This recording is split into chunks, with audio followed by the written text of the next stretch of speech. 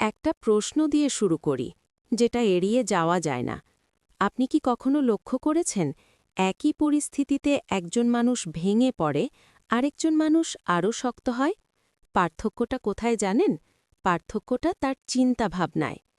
ইতিবাচক চিন্তা মানে সবসময় হাসিখুশি থাকা না। অনেকেই মনে করে ইতিবাচক মানে সবসময় হাসা, কষ্ট লুকিয়ে রাখা, নিজেকে জোর করে ভালো রাখা।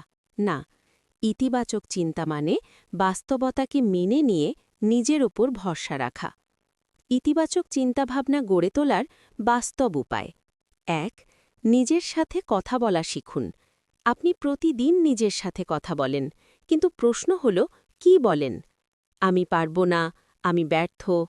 এই কথাগুলো ধীরে ধীরে আপনাকেই দুর্বল করে দেয়। নিজের সাথে বলুন, আমি চেষ্টা করছি, এটাই যথেষ্ট। ২. যা আপনার নিয়ন্ত্রণে নেই সেটা নিয়ে দুশ্চিন্তা ছাড়ুন। সবকিছু আপনার হাতে নেই। মানুষের ব্যবহার, পরিস্থিতির মোড়, অন্যের সিদ্ধান্ত। যা আপনার হাতে আছে, আপনার প্রতিক্রিয়া। ৩. তুলনা করা বন্ধ করুন। কারো সাফল্য দেখে নিজেকে ছোট ভাবা নিজের প্রতি অন্যায়। আপনার সময়, পথ, গতি সব আলাদা। আজ সে এগিয়ে, কাল আপনি। ৪. নেতিবাচক মানুষ থেকে দূরে থাকুন। যে মানুষ সবকিছুর খারাপ দিকই দেখে, সে ধীরে ধীরে আপনার মনকেও অন্ধকার করে দেবে। সবাইকে ছাড়তে না পারলেও নিজের মনটাকে বাঁচান। ৫. কৃতজ্ঞতা চর্চা করুন। যা নেই সেটা ভাবলে মন ভাঙবে, যা আছে সেটা ভাবলে মন শক্ত হবে। দিন শেষে নিজেকে বলুন, আজ আমি অন্তত এটুকু পেরেছি। ৬.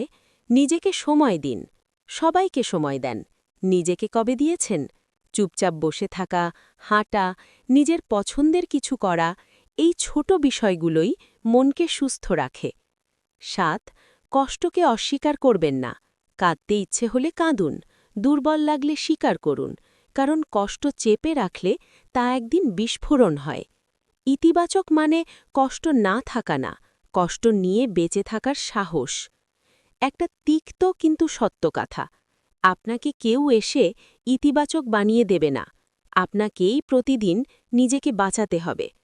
শেষ কথা, এই লাইনটা মনে রাখুন: আপনার মনই আপনার ঘর। আপনি যদি সেখানে অন্ধকার জমতে দেন, তাহলে আলো কেউ এনে দেবে না। আজ একটা সিদ্ধান্ত নিন, নিজের চিন্তাগুলোকে নিজের শত্রু বানাবেন না।